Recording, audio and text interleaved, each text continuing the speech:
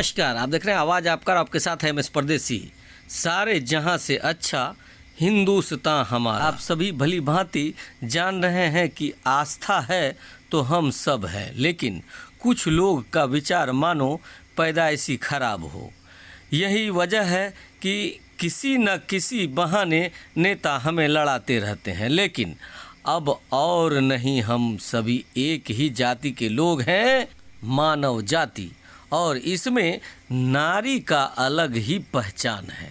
तभी तो सुपौल जिला अंतर्गत पिपरा बाजार के समीप पंचायत तेतराही वार्ड नंबर 1 बुलंदी स्थान में भारी भीड़ उमड़ कर कलश यात्रा संपन्न कर त्रिलोकनाथदर्शी का स्थापना किया गया। जी हाँ, आप सही समझ रहे हैं।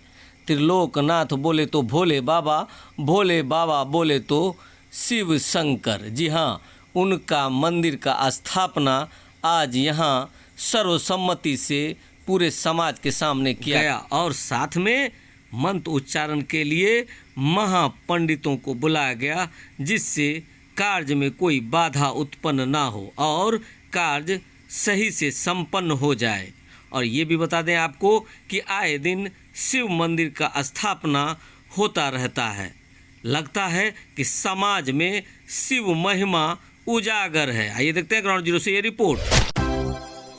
यहाँ कौन सा कार्यक्रम हो रहा है? 100 परिवार शिव स्थापन की आयोजन यहाँ पे है। हमारे यहाँ सनातन संस्कृति में, सनातन सभ्यता में ऐसी मान्यता है कि हम कोई भी शुभ काम यदि करते हैं तो उससे पहले कलश की पूजन करते हैं। कलश पूजन इसलिए महत्वपूर्ण है कि ये कलश जो है, इसे में जो जल है वो अमृत के समान है। उस जल को यदि अमृत कहा जाए तो अतिशयोक्ति नहीं है। फिर कलश में कई एक प्रकार वरुण हैं, कुबेर हैं, जल के अधिष्ठात्री देवता हैं।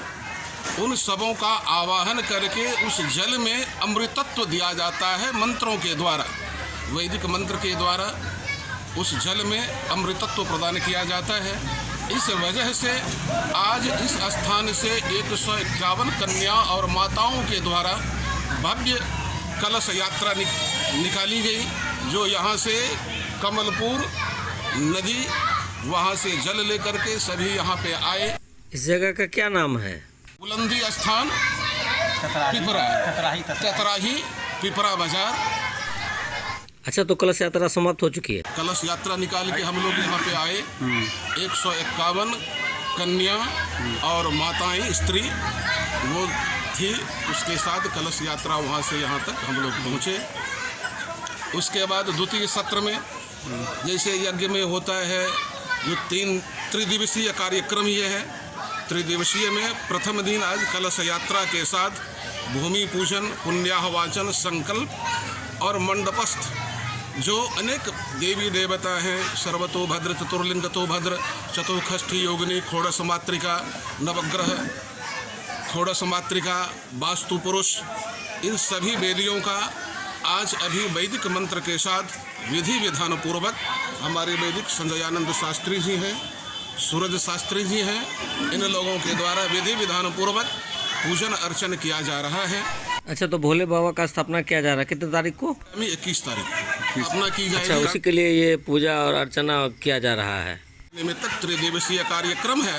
तो आज प्रथम सत्र में कलश यात्रा, द्वितीय सत्र में मंडपस्थ देवी देवताओं का पूजा, स्तंभरोपण, उसके बाद पुनः कल के कार्यक्रम में प्रातःकालीन सत्र में पूजन, हवन के बाद एक वैदिक व्यवस्था ये है, किसी भी स्थापना में कि जिस देवी या देवता का हम स्थापना करते हैं उसे नगर भ्रमण जिसे कहा जाता है, नगर में घुमाते हैं। इसका तात्पर्य ये है, वैसे हजारों नेत्र हैं उनको, महादेव जी या जिस किसी भी देवी देवता का हम स्थापना करते हैं उन्हें सब पता है। फिर भी हमारे यहाँ एक मान्यता ऐसी है मिथिला में कि जिस नगर में जिस देवी देवता का स्थापन किया जाए, उस देवी देवता को हम अपना नगर घुमा के दिखा दें। जो हमारे नगर में ये है, हम पूरा घुमा के, जैसे गांव में कोई अतिथि आते हैं तो हम गांव में घुमाते हैं, ये बगीचा है, ये उद्यान है, ये मंदिर है,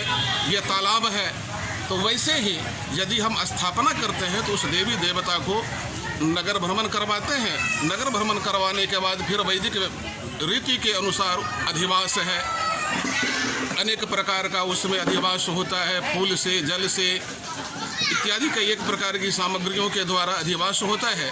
फिर वो रात्रि विश्राम करते हैं, जिसे हम सज्जाधिवास कहते हैं। सज्जाधिवास के बाद फिर दूसरे दिन मैंने त्रिदिवसीय जैसे है तो परसों पुनः उनको वेद मंत्र के द्वारा जगाया जाएगा, फिर स्नपन इत्यादि होगा, उसके बाद पुनः स्थापना होगी। यहाँ पे क्या किया जा रहा है? देखिए, यहाँ पे सपरिवार शिव, पार्वती, गणेश, कार्तिक, नंदी जो शिव के परिवार हैं उनका स्थापना किया जाएगा 21 तारीख को। तो आज कलश यात्रा की गई, उसके बाद जो है ये मंडप प्रवेश किया गया यजमान के द्वारा, भूमि पूजन हुआ, उसके बाद अभी वैदिक मंत्रोच्चार के साथ सारा वैदिक पूजन हो रहा है, उसके बाद ध्वजारोपण भी होगा आज ही, और कल के दिन जो है ऐसे ही अधिवास किया जाएगा, विधिवत पूजन किया जाएगा। अधिवास के बाद जो है फिर नगर भ्रमण के लिए निकाला जाएगा मूर्ति को।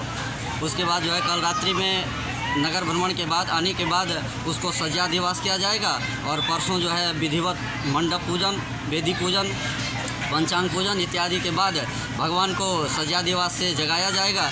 उसके बाद जो है उसका विधिवत स्नपन होगा, स्नपन के बाद न्यास, उसके बाद प्राण प्रतिष्ठा, और उसके साथ रुद्राभिषेक जो सामाजिक कल्याण, पूरे देश के लिए कल्याण और एक एक व्यक्ति के लिए कल्याण की कामना के लिए शिव जी का रुद्राभिषेक किया जाएगा। त्रिलोकदर्शी का स्थापना हो रहा है जी।